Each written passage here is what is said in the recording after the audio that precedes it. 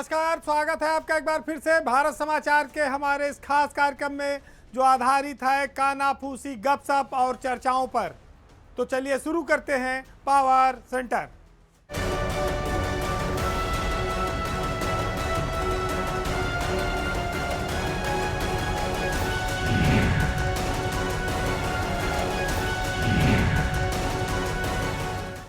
आज सबसे पहले खबर ब्यूरोक्रेसी में संभावित होने वाले बदलाव की। एक बड़े बदलाव की तैयारी उत्तर प्रदेश में चल रही है, क्योंकि अब मंत्रिमंडल का विस्तार पूरा हो चुका है, जिसकी अपेक्षा इंतजार जो थी वो मिल चुका है, खत्म हो गया। अब शासन में एसीएस और प्रमुख सचिव के स्तर पर बदलाव की तैयारी है। ऐसी चर्चा है कि जो प्रमुख सचिव या एसीएस अपने विभागों में 3 साल और उससे ज़्यादा समय से जमे हैं, अब उनको बदल दिया जाए। आने वाला वक्त चुनाव का है और नई जगह पर नए अधिकारी नए सिरे से काम करेंगे। तो कोई 4 साल से, कोई 5 साल से है, उनको बदलने की चीज़ें चल रही हैं। सबसे पहले मंथन और बदलाव के इस दौर में बिजली विभाग के चेयरमैन, सिंचाई विभाग के प्रमुख सचिव, पीडब्ल्यूडी विभाग के प्रमुख सचिव और ट्रांसपोर्ट विभाग के प्रमुख सचिव, कई सारे अफसरों में बदलाव की संभावना है।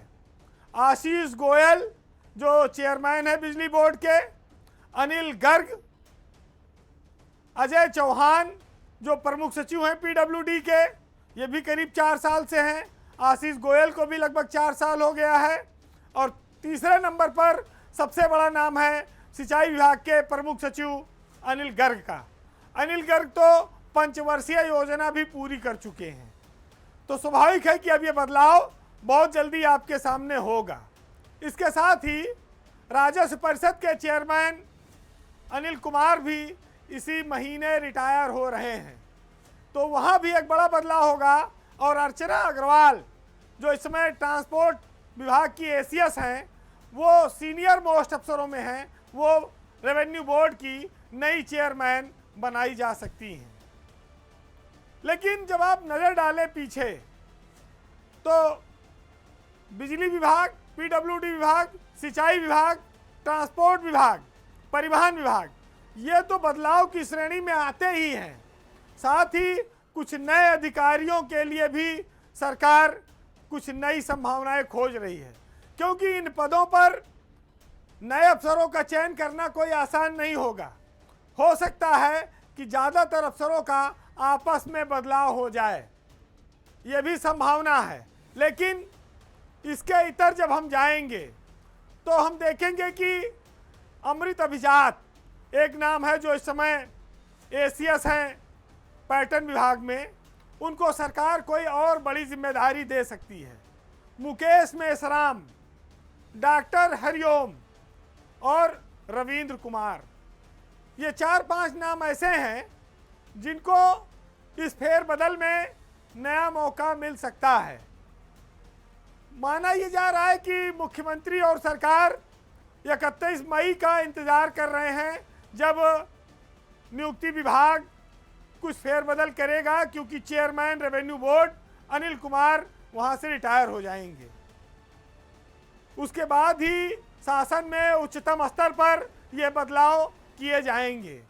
रेवेन्यू बोर्ड के चेयरमैन का जो पद है वो काफ़ी बड़ा पद है, चीफ सेक्रेटरी के बाद अब वो नंबर 2 का पद है।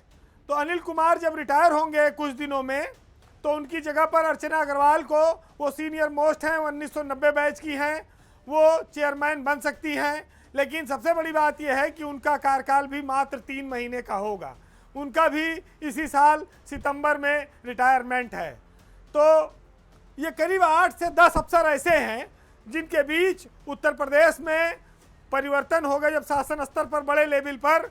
तो ये आप सूची में इनका नाम देख सकते हैं और इनकी जिम्मेदारियों में बदलाव देख सकते हैं। अब ये ज़रूर है कि जो अभी महत्वपूर्ण पद पर है वो आगे भी इम्पॉर्टेंट पद हासिल कर सकता है, इसकी पूरी संभावना है। वो कहीं किनारे नहीं लगने वाला है। अब बात आती है कि चाहे आंधी आए, तूफान, खड़े हुए हैं सीना तान। फिर एक आती है बात कि 1000 आंधियां चले, 1000 बर्फ गिरे, वो चिराग जल के रहते हैं जो जलने वाले हैं। आज योगी मंत्रिमंडल विस्तार से इन लाइनों का काफ़ी समानता है। उत्तर प्रदेश में जब अभी मंत्रियों के विभाग बंटे नहीं थे, उसके पहले एक बड़ी अफवाह चली, लंबी अफवाह चली कि ऊर्जा मंत्री अरविंद कुमार शर्मा का एक विभाग छीना जा सकता है। ऊर्जा और नगर विकास मंत्री अरविंद शर्मा के जिस विभाग को छीनने की बात कही जा रही थी, कद घटने की बात कही जा रही थी, जब विभाग बंटवारे का नतीजा आया, परिणाम आया, तो सबके उम्मीदें धाराशायी हो गई। अरविंद शर्मा का बाल भी बांका नहीं हुआ, उनके दोनों विभाग सुरक्षित है। इस विभाग बंटवारे में अरविंद शर्मा को लगातार क्यों टारगेट किया गया, ये भी एक महत्वपूर्ण चर्चा है। अगर ये दोनों विभाग देखें तो जो राजनीतिक कद के हिसाब से बड़े लोग होते हैं मिनिस्टर, उनको ये पद दिया जाता रहा है सरकार में। हमेशा बड़े मंत्रियों के पास नगर विकास और ऊर्जा मंत्रालय रहा है। अरविंद शर्मा जब नौकरी छोड़कर राजनीति में आए और वो मंत्री बन गए और उनको ये दोनों बड़े विभाग दे दिए गए, तब लोगों को बड़ा आश्चर्य हुआ कि एक नॉन पॉलिटिकल व्यक्ति, ब्यूरोक्रेसी में काम करने वाला आदमी आकर बड़े बड़े राजनेताओं के कद को घटाकर कितनी ऊपर पहुंच गया। लेकिन कहते हैं कि कुछ कृपा ऊपर से चलती है। हालांकि अरविंद कुमार शर्मा के लिए यूपी का जो बिजली विभाग है वो कांटों भरा ताज साबित हुआ है। ये महकमा जितना बड़ा है उतनी ही बड़ी इसकी समस्याएं हैं, क्योंकि बिजली उत्तर प्रदेश में हमेशा सरकार के लिए एक मुसीबत का सबब रही है। गर्मियों में बिजली संकट, जनता की नाराजगी सरकारों की बड़ी किरकिरी कराती रही है। प्रदर्शन होते हैं, हंगामा होता है, मारपीट होता है। ऐसे में ऊर्जा मंत्री के ऊपर बड़ी सारी उंगलियां उठती हैं। लेकिन इतने बड़े कद के मंत्री होने के बावजूद अरविंद शर्मा पर कोई सीधा दाग नहीं लग पाया। ये जरूर है कि बिजली का संकट उत्तर प्रदेश में गहराया, डिमांड बढ़ी, लोगों को रात भर तड़पना पड़ा, प्रदर्शन भी हुए।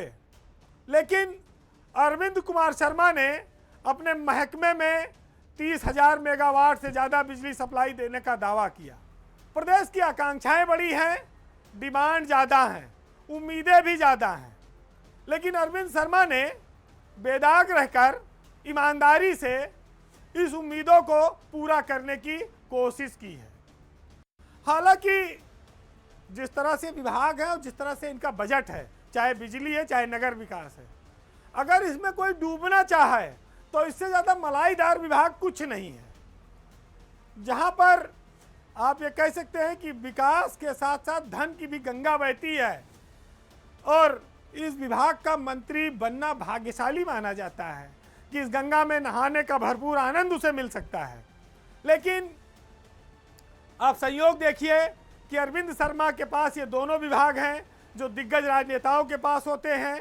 आज वो दिग्गज राजनेताओं की श्रेणी से बाहर हैं, ब्यूरोक्रेसी से आए हैं, लेकिन सफलतम रूप से काम कर रहे हैं।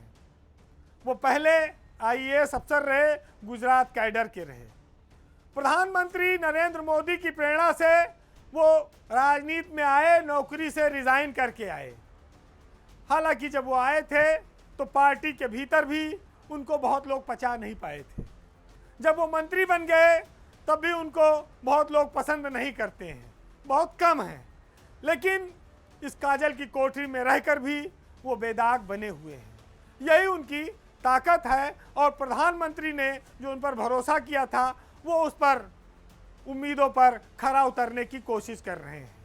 हालांकि अरविंद शर्मा आज भी प्रधानमंत्री और बीजेपी के बताए हुए उसी रास्ते पर चल रहे हैं, लेकिन विभाग ने उनकी राह में बहुत सारे कांटे बिछाए, बहुत सारी तिकड़में हुई कि अब की बार उनका ये विभाग लुट जाएगा, छिन जाएगा। लेकिन वो इससे बेफिक्र हैं, उनको इसकी शायद परवाह नहीं है। वो अपने काम में लगे हैं और आज जब परिणाम आया तो उन दावों की हवा निकल गई। अंत में उनके विभाग को कोई छू नहीं पाता। तो आप यही कह सकते हैं कि दुश्मन लाख बुरा चाहे तो क्या होता है, वही होता है जो मंजूरे खुदा होता है।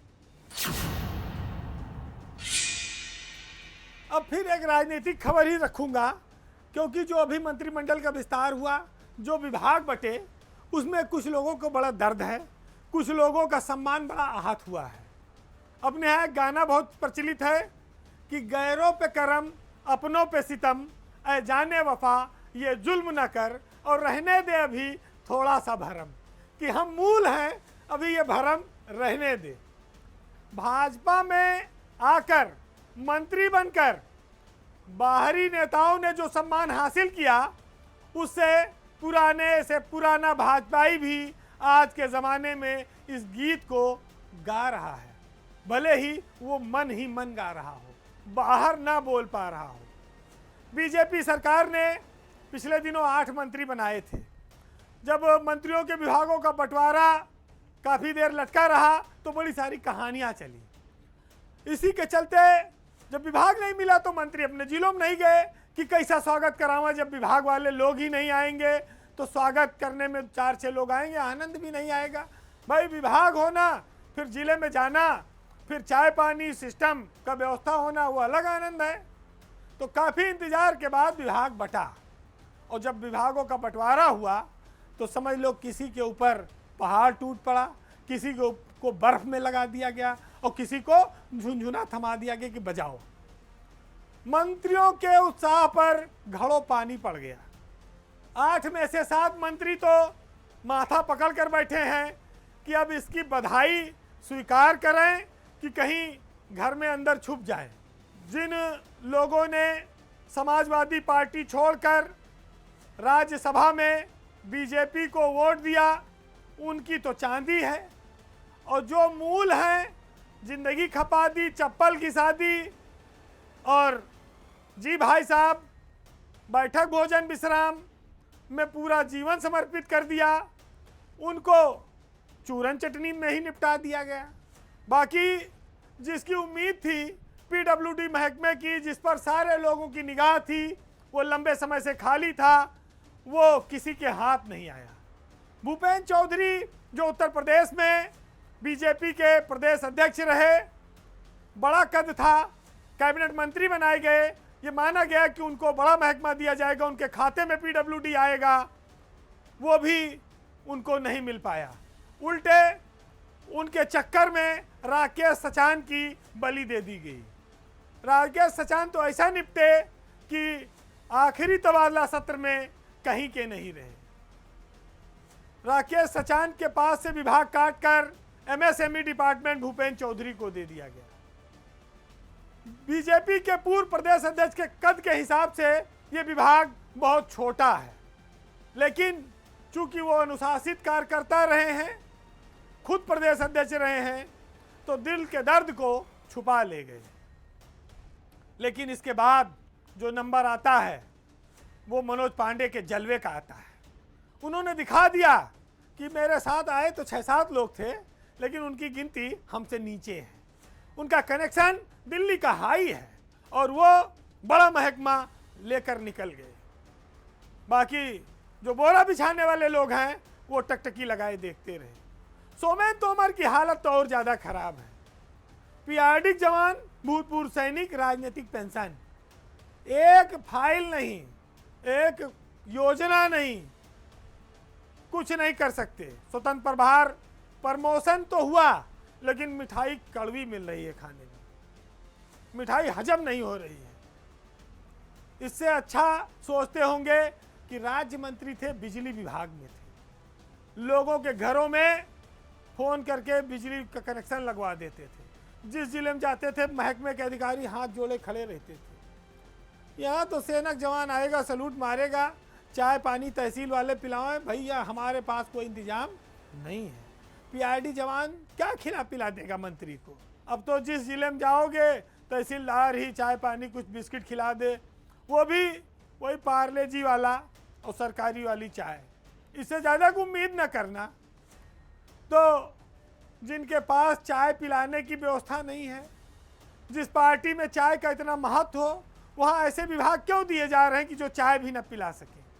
बंटवारे की सारी मलाई एक तरफा चली गई मनोज पांडे के पास।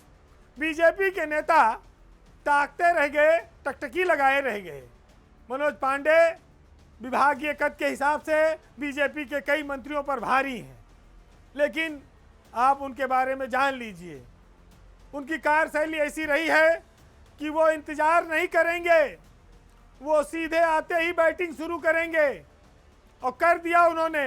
वो मैच की पहली गेंद से छक्का मारेंगे, क्योंकि उनको पता है कि अब आउट होने का कोई खतरा नहीं है।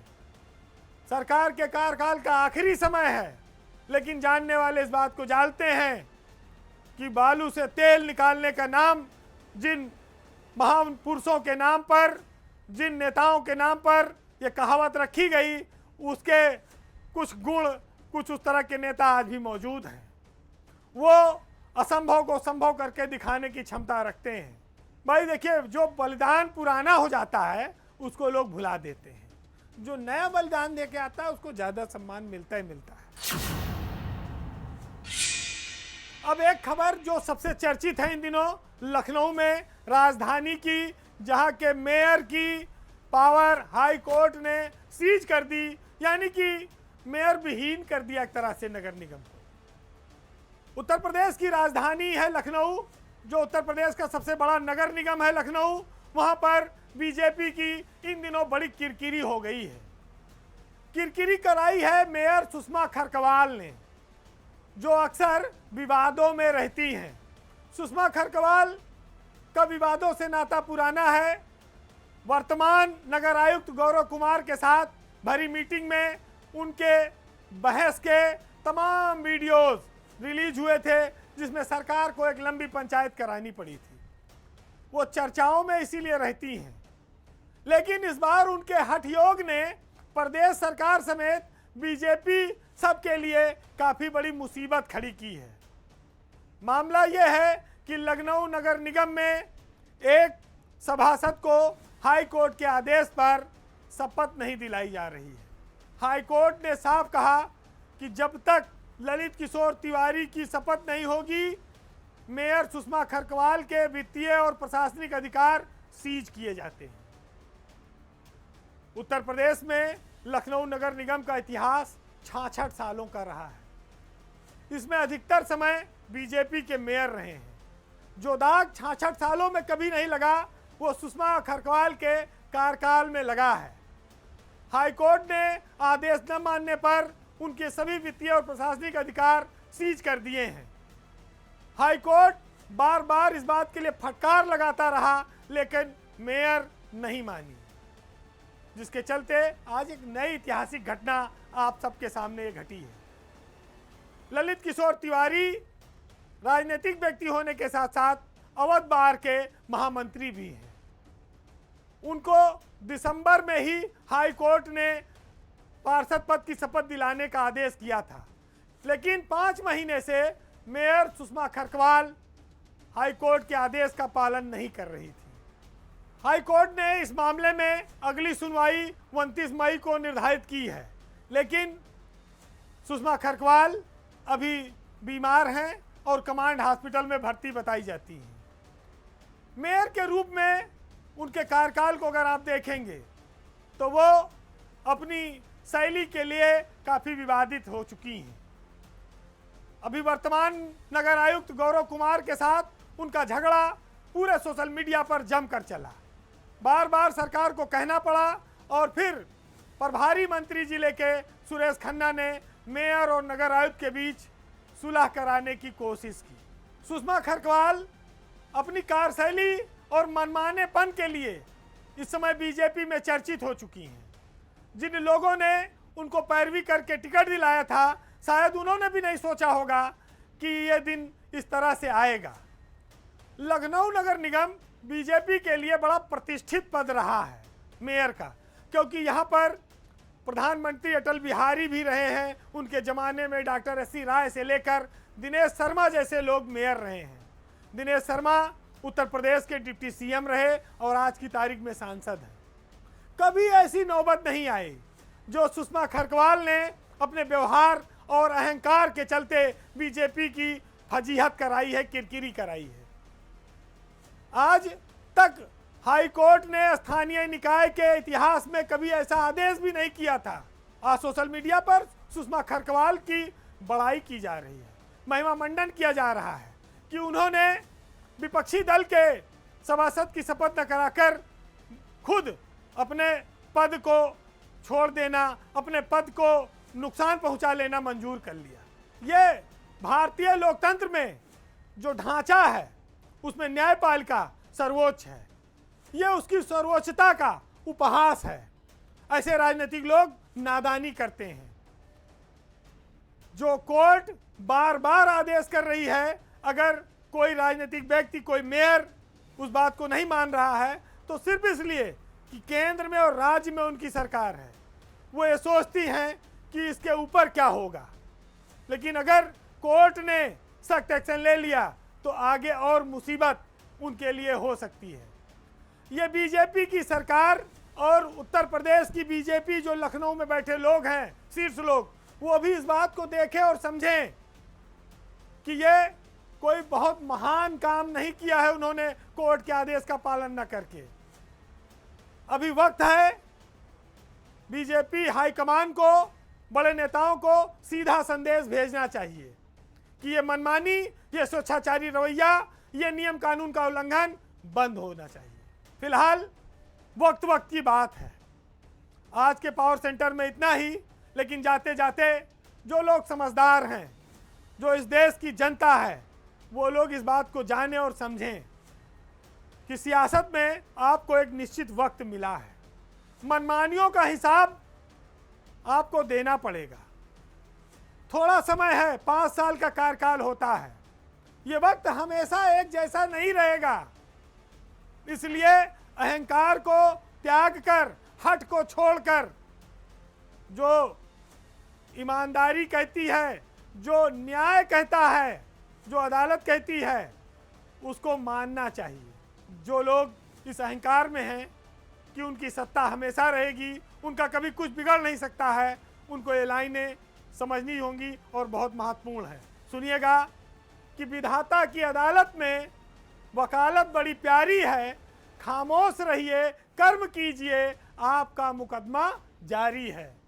ये चमन यूं ही रहेगा और हजारों बुलबुलें अपनी अपनी बोलियां बोलकर सब एक दिन उड़ जाएंगी। नमस्कार।